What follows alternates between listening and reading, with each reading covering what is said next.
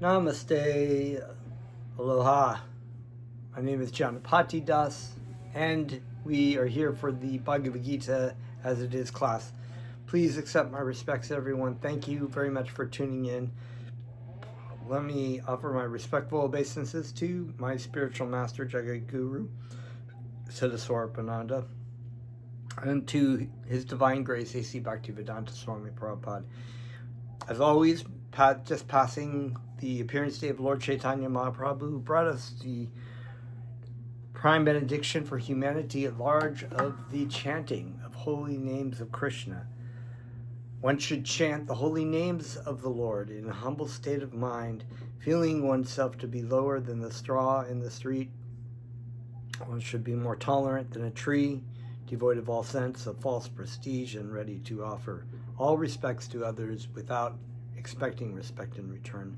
In such a state of mind, one can chant the holy names of the Lord constantly. So please just join along with me chanting Krishna's names. Thank you.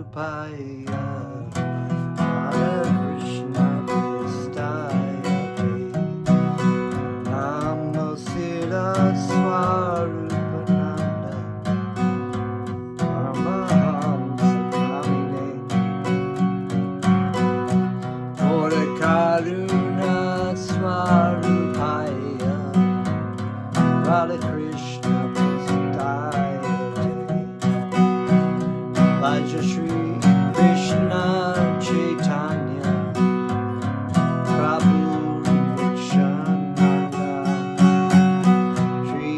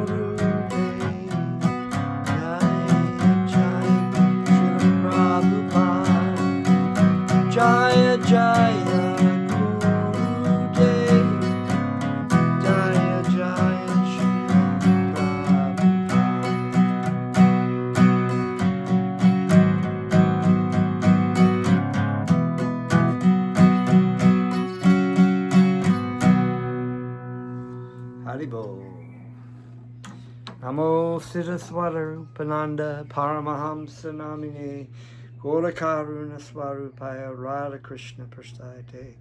I was born in the darkness of ignorance, and my spiritual master opened my eyes with the torch of knowledge. I offer my respectful obeisances unto Jai Shri Prabhupada. Okay, so we are continuing reading from the chapter titled The Universal Form. We have been reading through this chapter, and Arjuna had asked Krishna to show his cosmic form, which is a temporary manifestation of Krishna's energies in the material world, to maintain the material world. And of course it was overwhelming, and as we read about before, and now he's asking to take on the Narayan four-armed form again, so that he can see Krishna's different multifarious incarnations and expansions and whatnot. So this is text 48, chapter 11. Naveda yajnadaya yanar nadanar nacha kriyabir na tapo bir ukulayai evam rupa shakya aham niloke Drastum tvad anyena kuru pravira. Na, never. Veda, Vedic study. Yajna, sacrifice. Ajaya nai, studying. Na danai, by charity. Na, never. Cha, also. Kriya bihi, by pious activities. Na tapo bihi, by serious penances. Ugrayi, severe. Evam, thus. Rupaha, form. Shakya, can be seen. Aham, I, niloke, in this material world. Drastum, to see. Tavat, you. Anyena, by another. Kuru pravira, O best among Kuru warriors. Translation: O best of the Kuru warriors, no one before you has ever seen this universal form of mine, neither by studying the Vedas, nor by performing sacrifices, nor by charities or similar activities can this form be seen. Only you have seen this. Purport: the divine vision in this connection should be clearly understood. Who can have divine vision? Divine means godly. Right, so deva comes from God, right? And divine is related to divine, which means God. Unless one attains the status of divinity as a demigod, he cannot have divine vision. And what is a demigod? It is stated in the Vedic scriptures that those who are devotees of Lord Vishnu are demigods. So it's interesting that, if you are a devotee of Krishna, you are actually considered a demigod. Because there are demigods and there are demons, those who act in the divine way and those who act in a demoniac way. So, and it all centers around whether you are devoted to Krishna or not. You're devoted to God, you're not devoted to God. Very simple. Those who are atheistic, i.e., who do not believe in Vishnu, or who only recognize the impersonal part of Krishna as the supreme, cannot have the divine vision. It is not possible to decry Krishna and at the same time have the divine vision.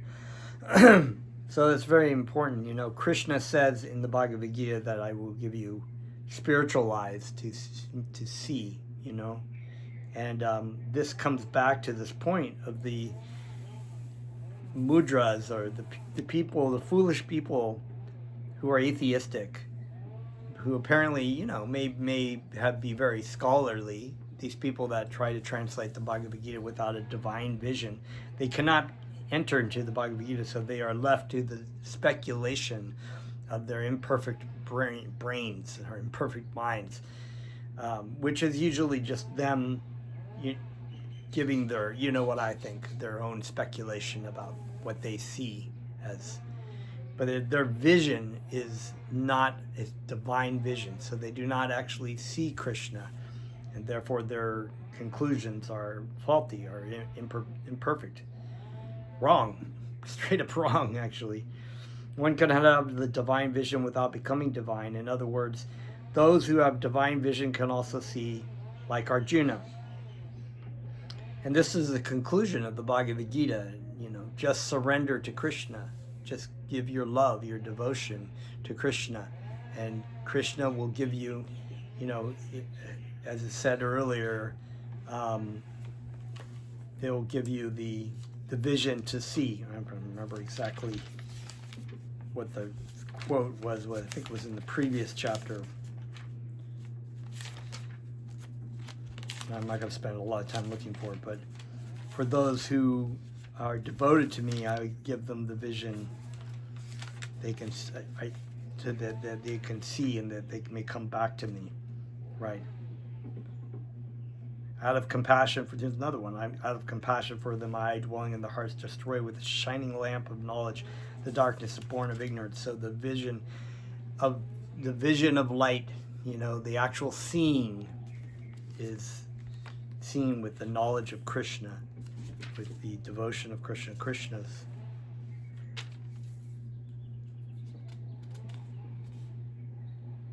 Anyway, there's so many quotes, and this is our conclusion of the Bhagavad Gita. But it's also brought up here again, this reiterating this theme. The Bhagavad Gita gives a description of the universal form, and this description was unknown to everyone before Arjuna. Now one can have some idea of the Vishvarupa after this incident. Those who are actually divine can see the universal form of the Lord, but one who cannot be divine without being a pure devotee of Krishna. But one cannot be divine without being a pure devotee of Krishna. The devotees, however, who are actually in the divine nature and who have divine vision are not very much interested to see the universal form of the Lord. In the same way that they're not really interested in many of the kinds of opulences that people who pray to God want, material goods or, to merge into the Brahma Jyoti. There's so many, amazing things that God is willing to give the devotee of Krishna, but the devotee of Krishna, the pure devotee of Krishna, just wants to be in the eternal service of loving service of Krishna in some way. The dust, you could be like an atom, as Lord Chaitanya says in his prayer, be just an atom placed at his lotus feet. As described in the previous verse, Arjuna desired to see the four-handed form of Lord Krishna as Vishnu, and he was actually afraid of the universal form. In this verse, there are some significant words just like Veda Yajnadhya Yanai, which refers to studying Vedic literature and the subject matter of sacrificial regulations. Veda refers to all kinds of Vedic literature, namely the four Vedas, Rik, Yajur, Samas, and Atharva, and the 18 Puranas and Upanishads and Vedanta Sutra. One can study these at home or anywhere else. Similarly, there are sutras, Kalpa Sutra and Mimamsa Sutras, for studying the method of sacrifice. Danai refers to charity, which is offered to a suitable party, such as those who are engaged in the transcendental loving service of the Lord, the Brahmanas and the Vaishnavas. Similarly, pious activities refer to the Agnihotra, etc., the prescribed duties of the different castes. Pious activities and the voluntary acceptance of some bodily pains are called tapasya. Tapasya means austerity. So one can perform all these, can accept bodily penances, give charity, study the Vedas, etc. But unless he is a devotee like Arjuna, it is not possible to see that universal form. So there's a lot of engaging in the Vedic rituals, and you actually see that different religions have taken on these Vedic principles, charity, sacrifice. In the Quran, And in Islam, it's considered to be one of the pillars to give charity. But the conclusions of all these activities are centered around devotion to God. Devotion to God. Surrendering your life and loving service to God. And here it's stating that without, you could be doing all these things, and if you're not a devotee of God, if you don't see the conclusion. I mean, for example, there are so many Brahmanas who have been doing a lot of these things who are envious of pure devotees of Krishna in the stories of the Chaitanya Charitamrita, or in any other cases. They've been envious Brahmanas, or the Pharisees in Jesus' time could not see. They didn't have the divine vision to see Lord Jesus Christ as a pure devotee of Krishna, as a pure devotee of God. But they had all these practices that they didn't come to the conclusion that the devotee of God was there teaching love for God, and the Pharisees were so envious of this devotee of God that even though they did all these things, charities, know the Torah, be able to do all the rituals and whatnot that Moses had been given by God, by Krishna, they were not able to do it. They didn't have a vision. And similarly here, they're just stating that you can't see the universal form. But this point has been made, but also that the devotee of God really is not interested in seeing the universal form. We've already laid it out that Arjuna was basically being reestablished as the spiritual master, and he wanted to show the multifarious potencies of Krishna, that Krishna is the supreme personality of God, that Krishna is the source of all things, and that we should give our devotion to Krishna. So there's no doubt about that.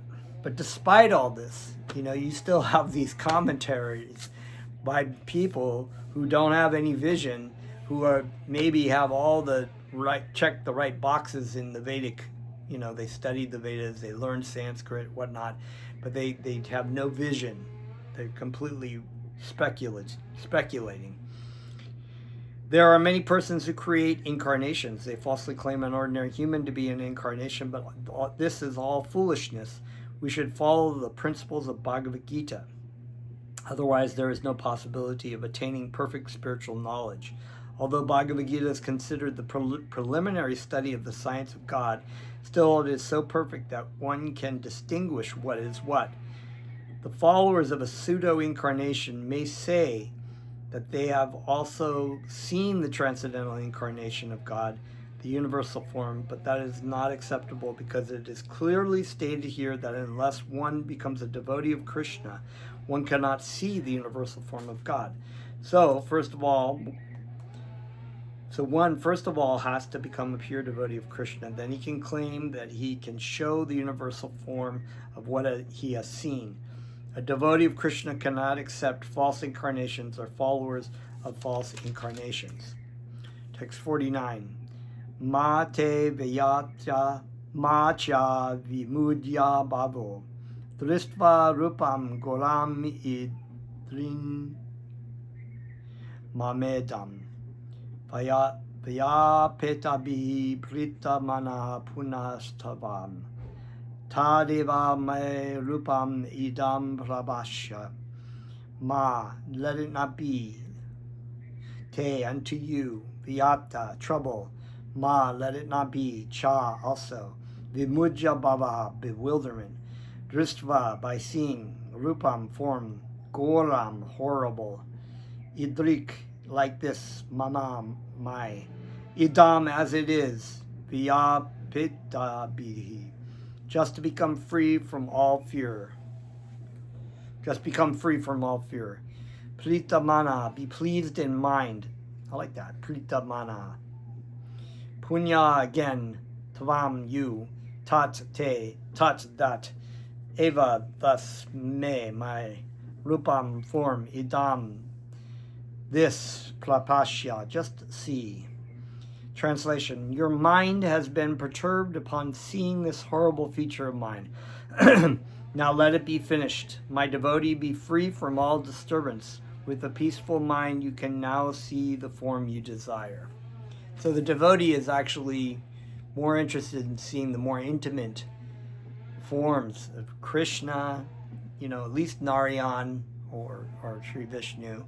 Not when, the universal form is not like, oh, it's so beautiful. We've already gone through the descriptions. They're like, it's very awe and reverence and just overwhelmingly frightening. In the beginning of Bhagavad Gita, Arjuna was worried about killing Bhishma and Drona, his worshipful grandfathers and masters, but Krishna said that he need not be afraid of killing his grandfather. When they tried to disrobe Draupadi in the assembly, Bhishma and Drona were silent, and for such negligence of duty, they should be killed. So in the Mahabharata, there was, without going into a great amount of detail, if you're not familiar with it, there were the 5 Pandava brothers, and then their cousins, Dhritarashtra was their uncle, but the sons of Dhritarashtra, Duryodhana, and his brothers were envious, and so they set up a gambling match with Yudhisthira, knowing that Yudhisthira as a Kshatriya they're inclined to take on bets or challenges. So, and Yudhisthira was not an expert player at dice, but he did it anyways, and he knew what they were doing because they also used what they call loaded dice, which were ones that usually they go to the same numbers. So, they can fix it to throw it in a certain way and it'll come out in their favor. And then they kept betting.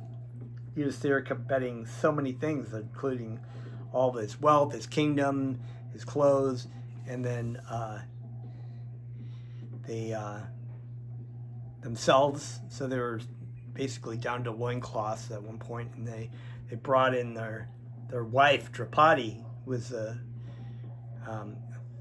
my understanding is an incarnation of or expansion of Radharani, I believe, and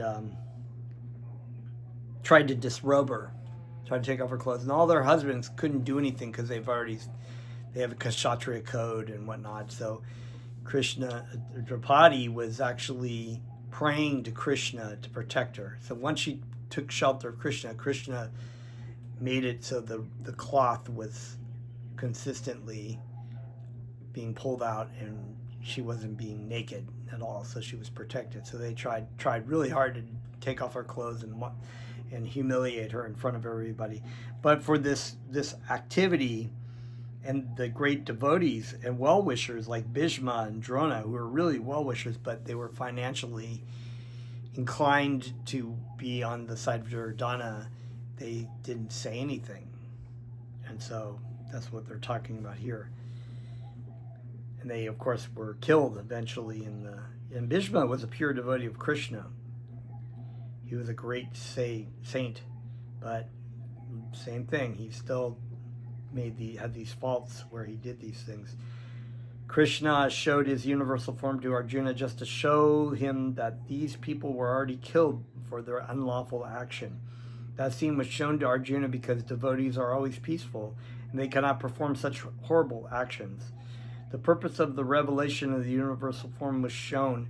Now Arjuna wanted to see the four-armed form, and Krishna showed him. A devotee is not much interested in the universal form, for it does not enable one to reciprocate loving feelings. Yeah, it's not like, like the same thing with the impersonal void or the Brahma Jyoti. People are like, oh, it's like there is no, they say there's bhakti, but there are people who say you can have bhakti with the impersonal, that's bhakti yoga, is that once you reach that point of having pure devotion in your heart to a form, you merge into that and become one, you become God. But there's actually no relationship with the Brahma Jyoti. You're just merging as a living entity into this great white ocean of light of the bodily effulgence of Krishna. But so Krishna, there is a relationship with the personification, just like, you don't have a relationship with the ocean, right? You may say, oh, I love to walk by the ocean, but you don't have an actual loving relationship with a big, large voidness, right? You have a relationship with your wife or with your children. Those are forms. You have relationships there with forms. And so Krishna, of course, has a form. And this is why this is very loving, because it's natural to have a relationship, because Krishna is a person. A devotee wants to offer his respectful, worshipful feelings, and thus he wants to see the two-handed or four-handed Krishna form so he can reciprocate in loving service with the Supreme Personality of Godhead. Yeah, it's just like when you're with your wife or something and you just give them a hug, or you have your child and you hug them. They don't just merge into you, you know. They don't just like, you know, and then you're just grabbing air, right? You're actually holding a form. That person is experiencing something from your form and from you, and therefore they reciprocate that. They say, oh, I love you, and then they hug you closer, they kiss you on the cheek or whatever, right? There's a reciprocation of feelings, and in the nectar of devotion there's all these loving emotions and experiences and relationships of the devotees of Krishna with Krishna. All the devotees of Krishna, and with devotees, you know, because we're all children of God. We reciprocate loving feelings to each other too. So, very important point. Text 50. Sanjaya vacha, it's kind of dark in here. Iti arjanam vasudeva stato katva svakam rupam darshayamasha bhuyaha ashvashayamasha bachabitam ivnam bhutva puna samyavapur mahatma. Sanjaya vacha, Sanjaya said, iti thus, Arjunam, unto Arjuna, Vasudeva, Krishna, tata, that way, utva, saying, svakam, his own, rupam, form, dashayamasa, showed, bhuya, again, ashvashayamasha, also convinced him, cha, also, bitam, fearful, inam, him, udva, puna, becoming again,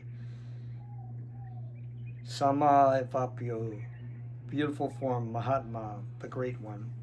Sanjaya said to Dhritarashtra, so here we have the conversation that is starting, you know, what's really going on far away from the battlefield. Sanjaya,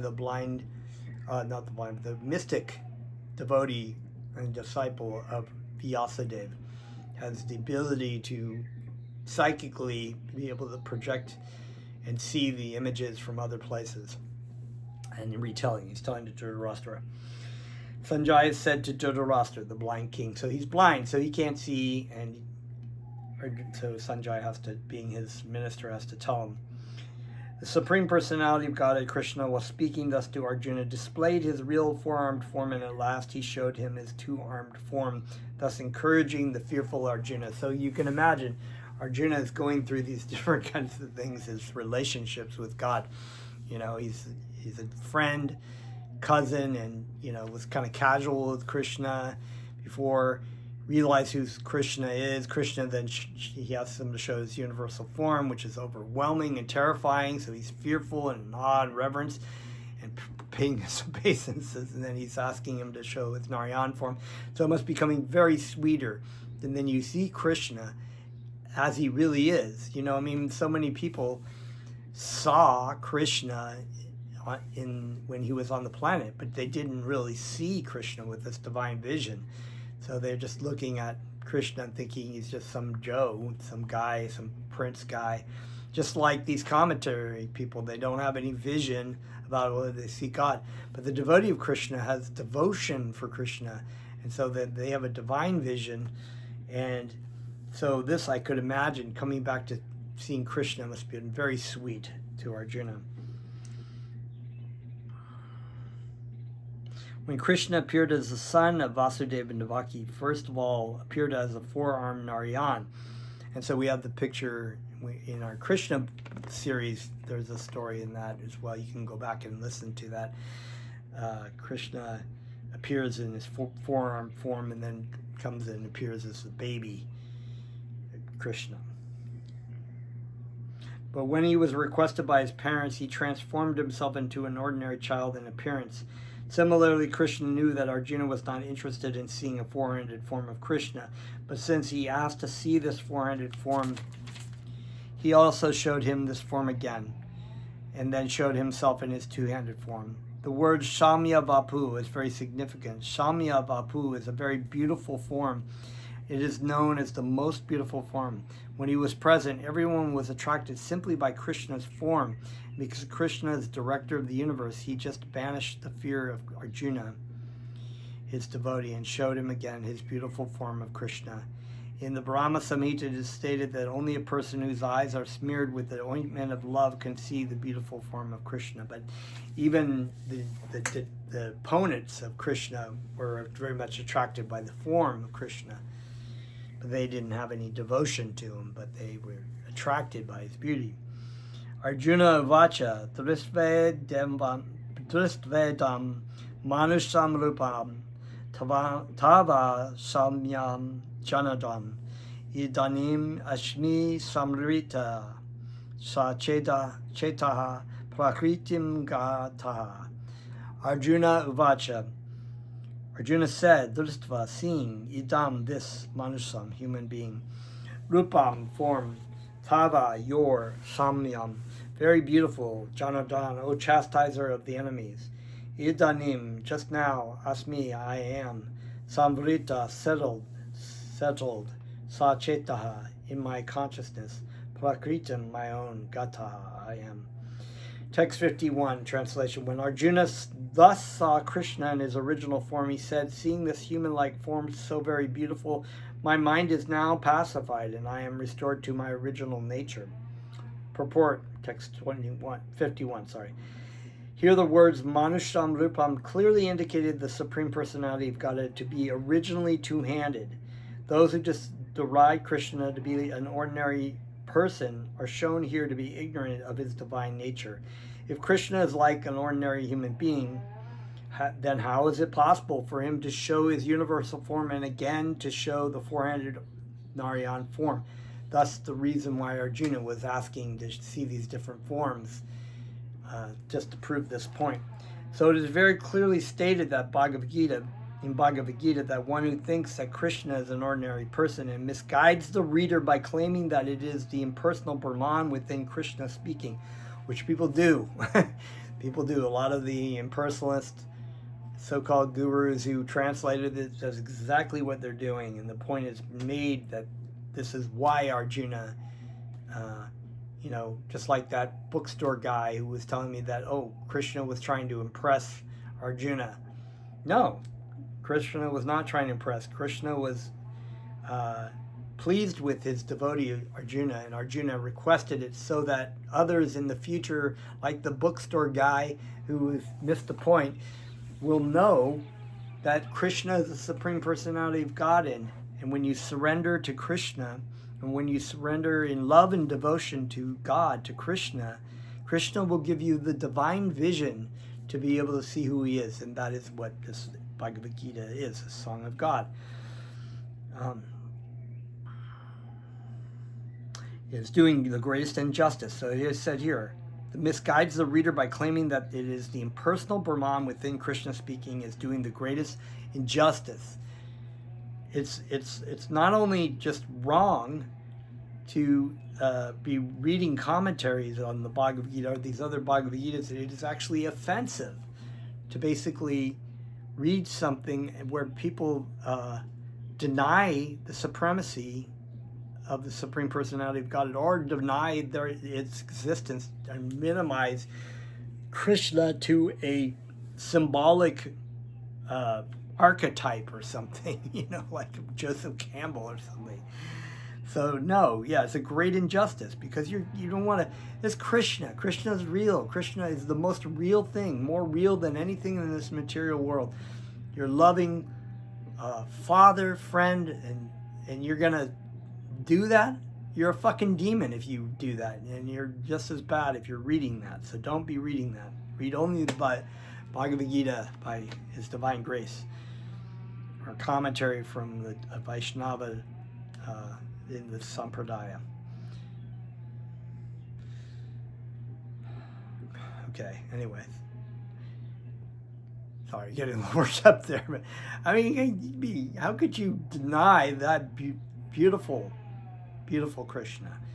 Wonderful Krishna. Krishna has actually shown his universal in his four-handed Vishnu form, so how can he be an ordinary human being? A pure devotee is not confused by misguiding commentaries on Bhagavad Gita because he knows what is what.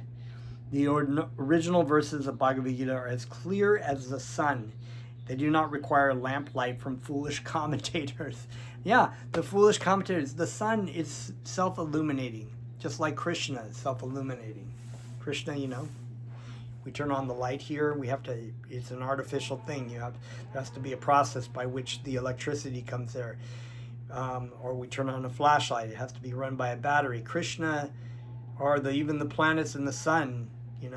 The Earth rotates around the sun and spins on its axis, and you only get a certain amount of sun every day. But Krishna is self-illuminating. The spiritual world is self-illuminating.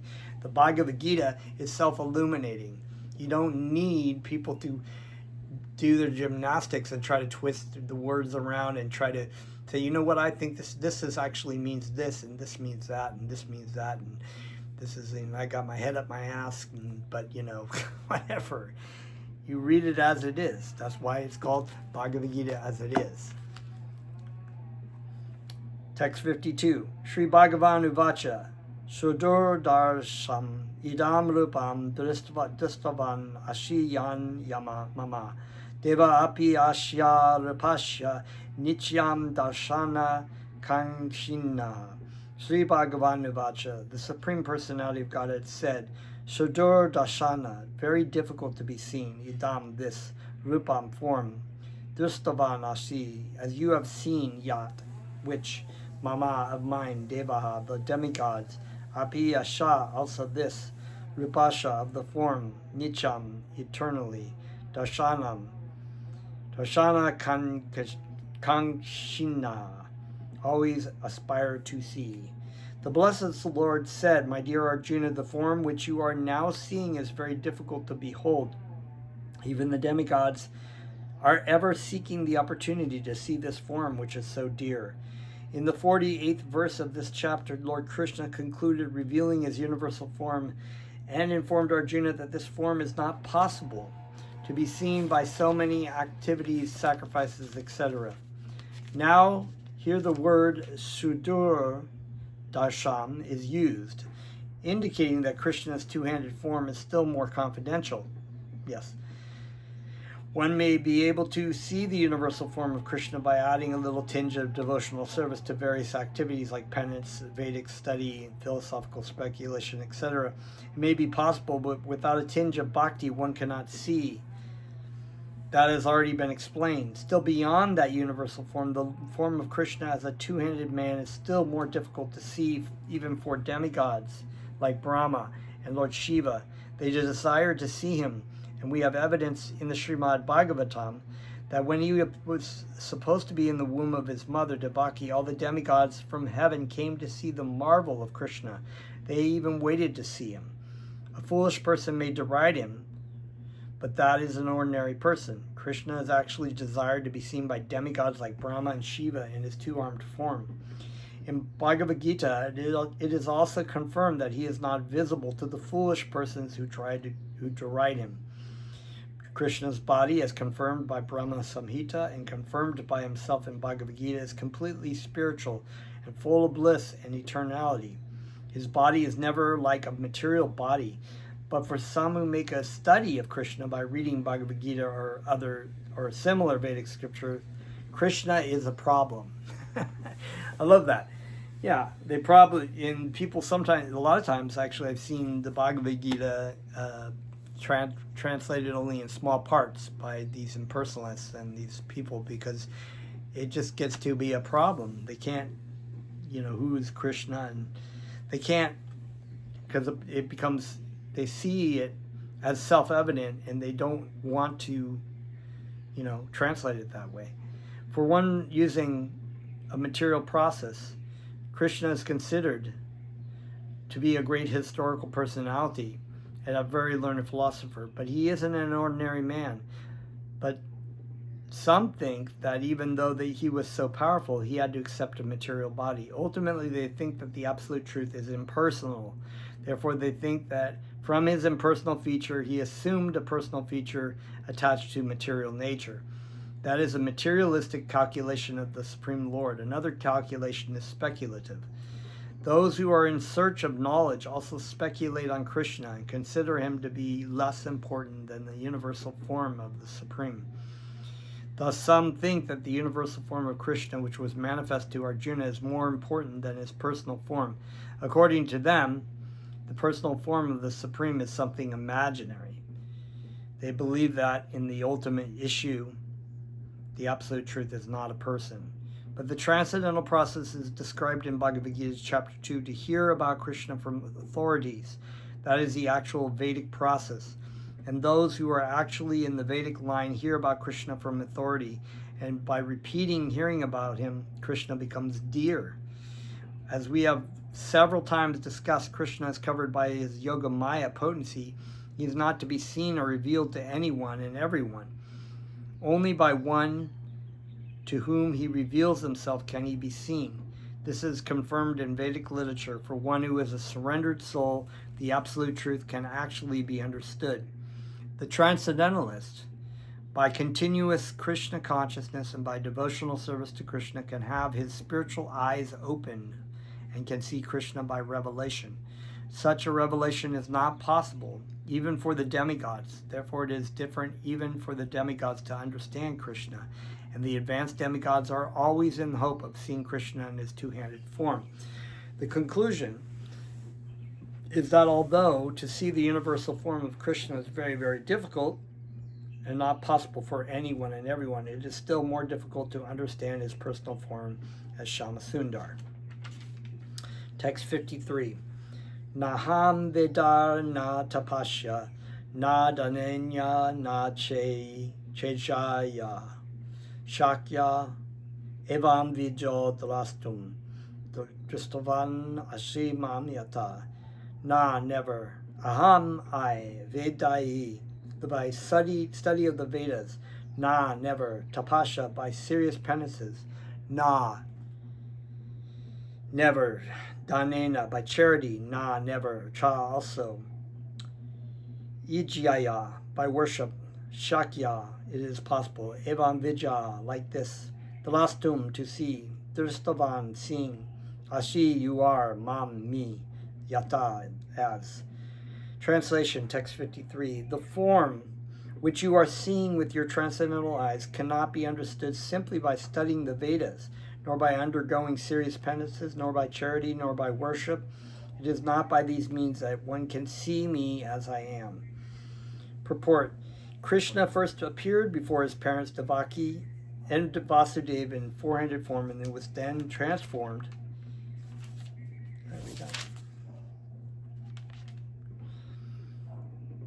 Transformed himself into the two-handed form. This mystery is very difficult to understand for those who are atheists and who are devoid of devotional service. For scholars who have simply studied Vedic literature by way of speculation or out of mere academic interest, Krishna is not easy to understand. Nor is he to be understood by persons who officially go to the temple to offer worship. They make their visit, but they cannot understand Krishna as he is. Krishna can be understood only by the path of devotional service as explained by Krishna himself in the next verse. Right, so there are actually a lot of Hindus, when I was talking about the story of going to, in California, to the Hindu temple with my godbrother, Purandardas, to chant Krishna. Not very many people would come by to chant. They would just be going to their different demigods.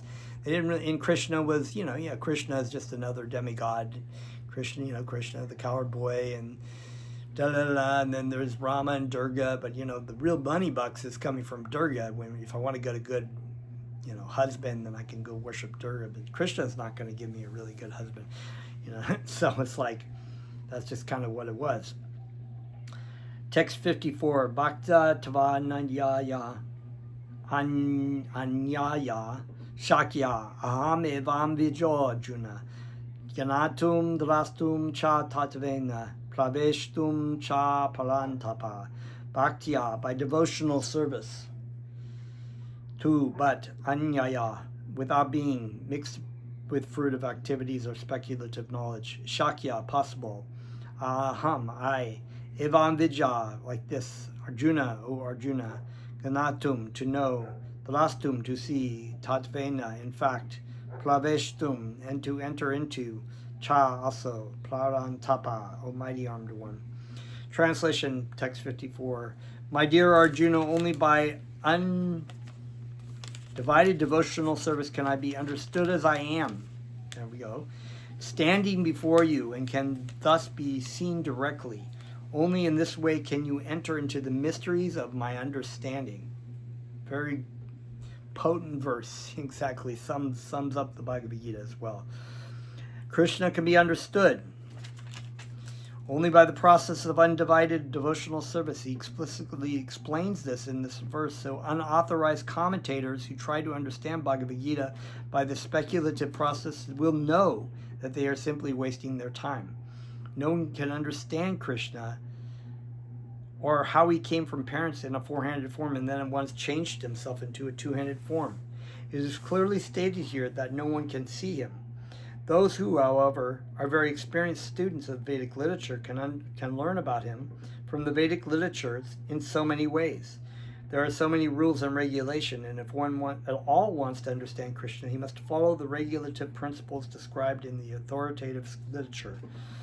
And the greatest ritual or regulative principle that you can follow is the hearing and chanting of Krishna's names as given to us by Krishna himself, as Lord Chaitanya Mahaprabhu.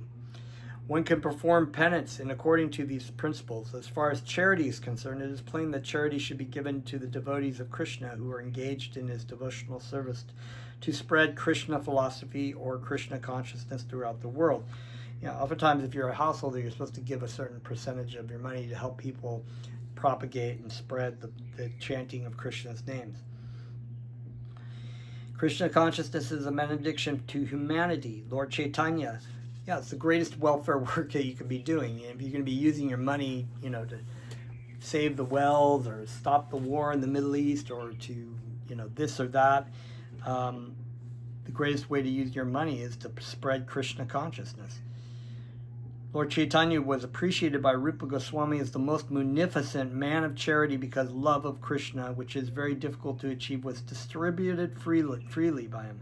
Yeah, it said in the Chaitanya Charitamrita, he plundered the storehouse of devotional service, the hearing and chanting of Krishna's name, and he drank of it heartily, and he distributed it freely everywhere.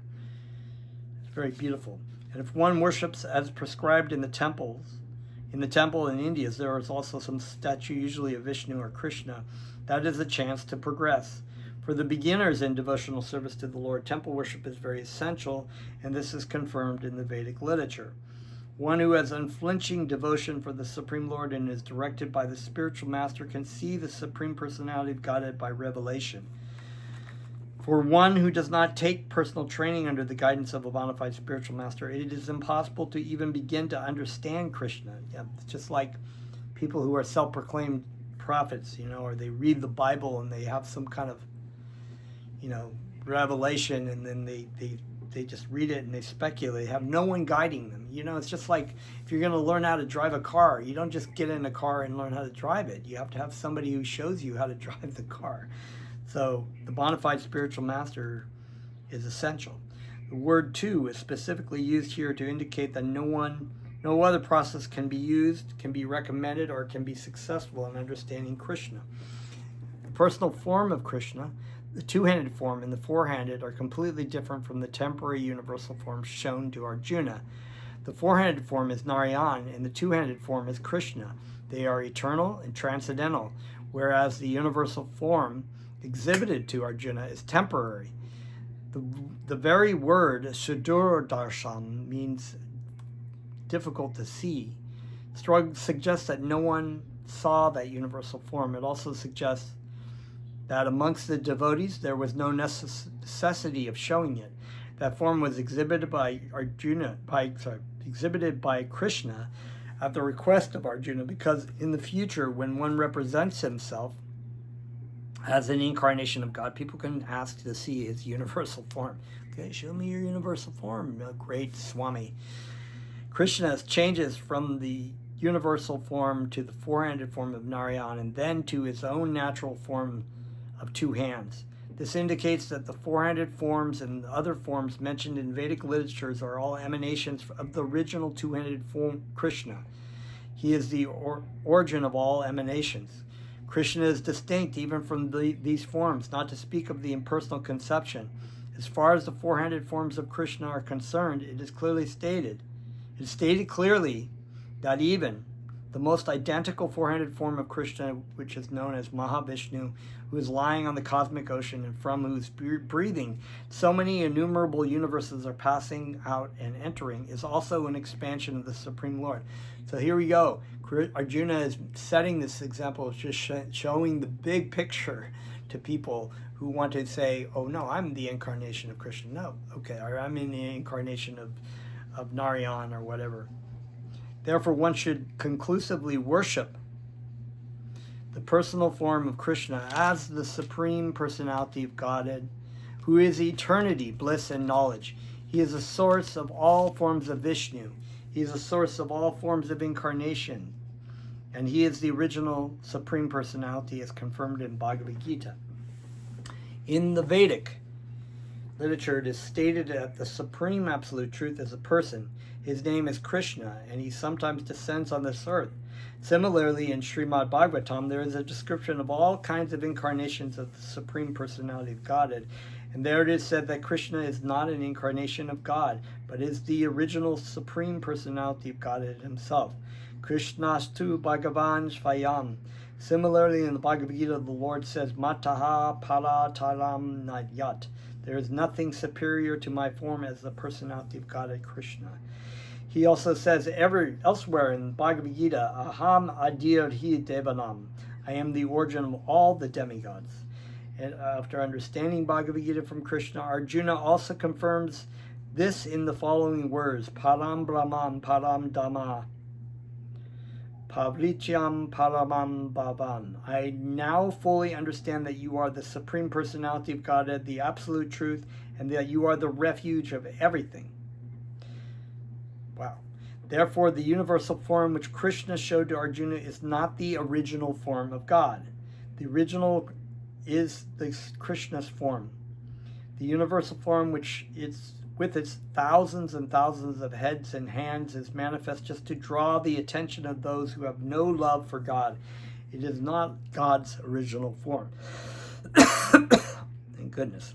I want to be like, whoa, how do you love that? You know, it's like the universal form is not attractive to pure devotees, for pure devotees who are in love with the Lord in different transcendental relationships. They don't, in your relationships, in your different mellows and rasas, the devotees of Krishna are having loving relationships in different for servitude, friendship, parental, conjugal. They're having these relationships with the idea that this is either their beloved child or their best friend, but not like, oh, this is God that I'm having a relationship. You know, they don't even know it's God. The devotees of Vrindavan were just like, they didn't think that it was God. They were just playing and wrestling around with Krishna. The Supreme Godhead exchanges transcendental love in his original form of Krishna, therefore, to Arjuna, who was so intimately related with Krishna in friendship. This form of the universal manifestation was not pleasing. Rather, it was fearful. You don't want to be afraid of your best friend, right? Arjuna, who is in constant companion of Krishna, must have had transcendental eyes, for he was not an ordinary man. Therefore, he was not captivated by the universal form. This form may seem wonderful for persons who are involved in elevating themselves by fruitive activities, but to persons who are engaged in devotional service, the two-handed form of Krishna is the most dear. One more long purport here, okay. Text 55. Mat karma klin mat paramo. Mad bhaktya sangha varjitaha. Nirvar raha Sarva Bhutesho Yaha Samam Eti Pandava. Mat Karma Krit, engaged in doing my work. Mat Paramam, concerning me, the Supreme. Mat Bhaktya, engaged in my devotional service. Shanga Varjita, freed from the contamination of previous activities and mental speculation. Nivaraha, without an enemy. Sarva Bhuteshu, to every living entity. Ya, one who. Shah, he. Mam, unto me. Eti, comes. Pandava, O son of Pandu. Translation 55. My dear Arjuna, one who is engaged in my pure devotional service, free from the contaminations of previous activities and from mental speculation, who is friendly to every living entity, certainly comes to me. Purport. Anyone who wants to approach the supreme of all the personalities of Godhead on the Krishna Loka planet in the spiritual sky and be intimately connected with the Supreme Personality Krishna must take this formula, as stated by the Supreme himself. So we take Krishna's instructions right from the Bhagavad Gita as it is. Therefore, this verse is considered to be the essence of Bhagavad Gita. The Bhagavad Gita is a book directed to the conditioned souls who are engaged in the material world with the purpose of lording it over nature and who do not know of the real spiritual life. That's great. That's just a great summary. So they don't know. We're completely in an illusion of who we are and what we're really supposed to be doing. This Bhagavad Gita is meant to show how one can understand his spiritual existence and his eternal relationship with the Supreme Spiritual Personality, and to teach one how to go back home, back to Godhead. Now here is the verse which clearly explains the process by which one can attain success in his spiritual activity, devotional service. As far as work is concerned, one should transfer his energy entirely to Krishna conscious activities. So you can be doing the same thing, like I'm using my teaching propensities.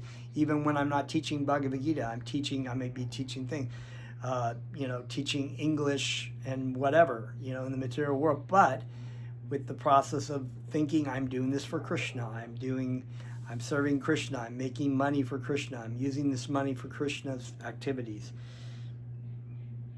Everything is about Krishna, Krishna, Krishna, even when you're not necessarily directly thinking about Krishna. You're thinking about Krishna. If Krishna is the proprietor of the business, then Krishna should enjoy the profit of the business. If a businessman is in possession of thousands and thousands of dollars, and if he has to offer all this to Krishna, he can do it. This is work for Krishna. Instead of constructing a big building for his sense gratification, he can construct a nice temple for Krishna, and he can install the deity of Krishna and arrange for the deity's service as is outlined in the authorized books of devotional service. This is all Krishna karma. One should not be attached to the results of his work, just like Krishna was telling Arjuna, don't just fight for me, don't be attached to the results. But the results should be offered to Krishna. One should also accept as prasadam the remnants of offerings to Krishna.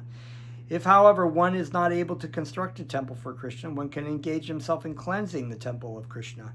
That is also Krishna karma. And also your house. If you're living in a physical house, that's Krishna's house. I don't have pictures of just like whatever nonsense kind of things. I have Krishna. This is Krishna's house. So I think of Krishna's house as a temple to Krishna, right? I got to wash my dishes. I don't leave messes around in the kitchen. I got to clean up Krishna's house. So that's also a point.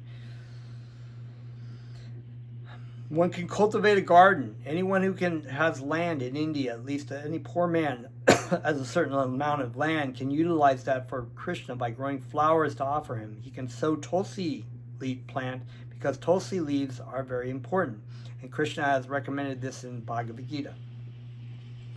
Krishna desires that one offer him either a leaf or a flower or a little water, and he is satisfied. This leaf especially refers to the tulasi, so one can sow tulasi leaves and pour water on the plant. Thus, even the poorest man can engage in the service of Krishna. These are some of the examples of how one can engage in working for Krishna. So, yes, I have tulsi plants too. And she loves where there's chanting, so she keeps dropping her seeds and growing. I have to keep like transplanting the tulsi plants. So I've got a lot of tulsi around. You got to be careful about those tulsi plants, because then they'll just be dropping seeds everywhere and have a little tulsi forest here. But yeah, you can sow tulsi. The word Madhparama refers to one who considers the association of Krishna and his supreme abode to be the highest perfection of life. Such a person does not wish to be elevated to the higher planets, such as the moon or sun or heavenly planets, or even the highest planet of the universe, this universe, Brahma Loka.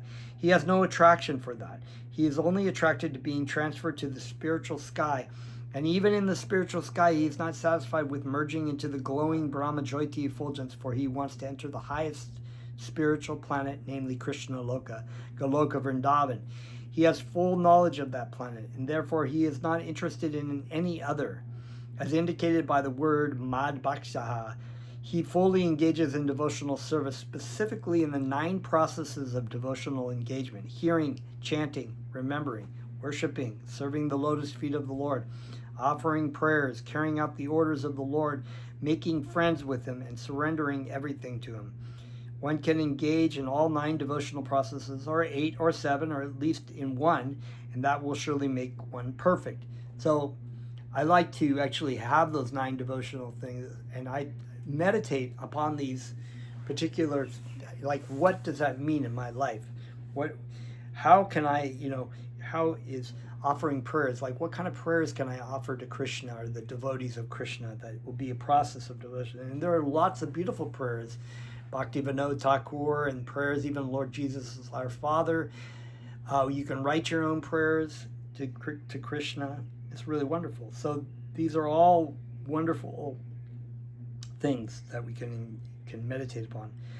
The term Sangha Varjitaha is very significant. One should disassociate himself from persons who are against Krishna. You don't want to be in a place where people... Krishna's your dearest friend, and it's like if you have somebody who's like bad-mouthing or denying the existence of your best friend, you don't want to hang out with those kind of people. They're garbage, and they're just toxic. Not only the atheistic persons against Krishna, but also those who are attracted to fruitive activities and mental speculation. Therefore, the pure form of devotional service is described in Bhakti Rasamrita Sindhu, Nectar of Devotion, as follows: Anya bilashita shunyam ganam karmadi anavritam anukulyena Krishna nulshilanam bhaktir utama. In this verse, Srila Rupa Goswami clearly states that if anyone wants to execute unalloyed devotional service, he must be freed from all kinds of material contamination. He must be freed from the association of persons who are addicted to fruitive activities and mental speculation. When freed from such unwanted association and from the contamination of material desires, one favorably cultivates knowledge of Krishna. That is called pure devotional service. Anukul yashya sankalpaha pratikul yashya varjanam. One should think of Krishna and act for Krishna favorably, not unfavorably. Kamsa was an enemy of Krishna's. From the very beginning of Krishna's birth, he planned in so many ways to kill him. And because he was always unsuccessful, he was always thinking of Krishna. Thus, while working, while eating, and while sleeping, he was always Krishna conscious in every respect. But that Krishna consciousness was not favorable, and therefore, in spite of his always thinking of Krishna 24 hours a day, he was considered a demon, and Krishna at last killed him. Of course, anyone who is killed by Krishna attains salvation immediately, but that is not the aim of the pure devotee. The pure devotee does not even want salvation. He does not want to be transferred even to the highest planet, Goloka Vrindavan. His only objective is to serve Krishna wherever he may be. A devotee of Krishna is friendly to everyone. Therefore, it is said here that he has no enemy. How is this? Yeah, like Yudhishthira was like the devotee with no enemies. A devotee situated in Krishna consciousness knows that only devotional service to Krishna can relieve a person from all the problems of life. He has personal experience of this, and therefore all the problems of life. Oh, wait a minute. Sorry. Therefore, he wants to introduce the system, Krishna consciousness, into human society. So Krishna, the devotee of Krishna, is applied by their instruction of spirit, by their spiritual master. Chant Krishna's names, apply this process in your life.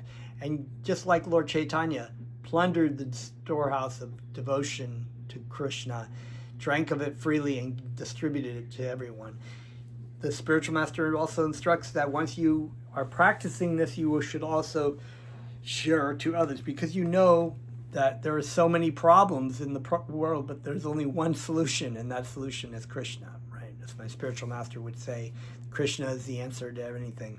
What should we do about the war in Iran? Krishna. You know, should I have tofu or orange juice today? Krishna. You know, Krishna is Krishna, always Krishna. Krishna is the solution to everything. You focus on the solution, you will not be focusing on the problem, and you will solve the problem. He has a personal experience of this, and there he wants to introduce the system, Krishna consciousness into human society. There are many examples in history of devotees of the Lord risking their lives for spreading of God consciousness. The favorite example is Lord Jesus Christ. He was crucified by the non-devotees, but he sacrificed his life for spreading God consciousness. So it wasn't like some kind of like blood sacrifice. That's an incorrect thing. Jesus was not a blood sacrifice for people to spread their bloody feet all over him.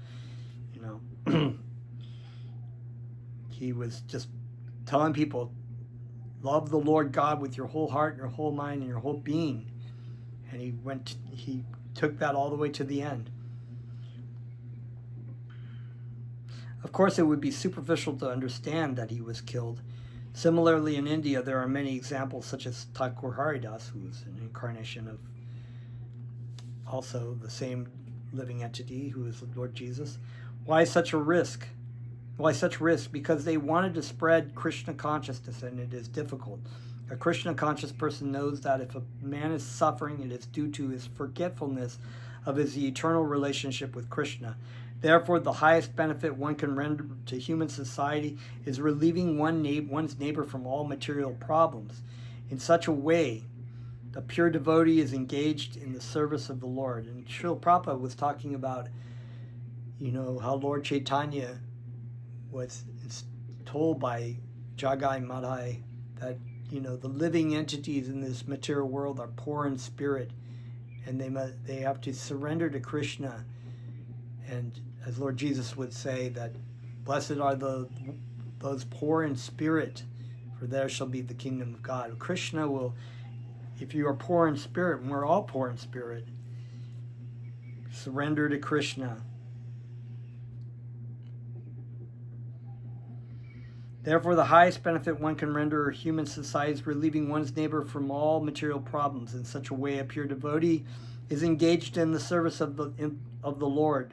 Now we can imagine how merciful Krishna is to those engaged in his service, risking everything for him. Therefore, it is certain that such persons must reach the supreme planet after leaving the body.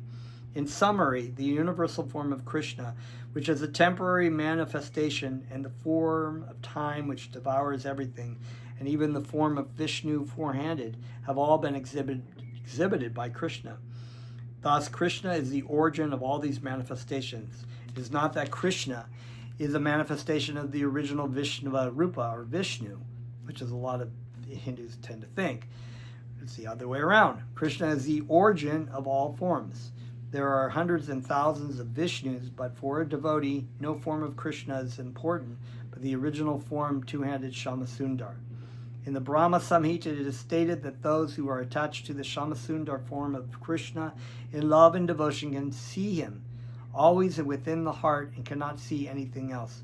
One should understand, therefore, that the purport of this 11th chapter is that the form of Krishna is essential and supreme. So that is our conclusion of the universal form and the conclusion of what is being spread here. Thus ends the Bhaktivedanta purports of the 11th chapter of the Srimad Bhagavad Gita in the matter of the universal form. Wow, that was a lot of reading. I already had to read a lot today in school. so my voice is kind of a little bit shot. So thank you so very much. We are going to dive into the read-through next time of devotional service, which is chapter 12. So that's very exciting as this Bhagavad Gita unfolds. So the beauty and the eternal truth of Krishna unfolds. Hari Bol. Namaste.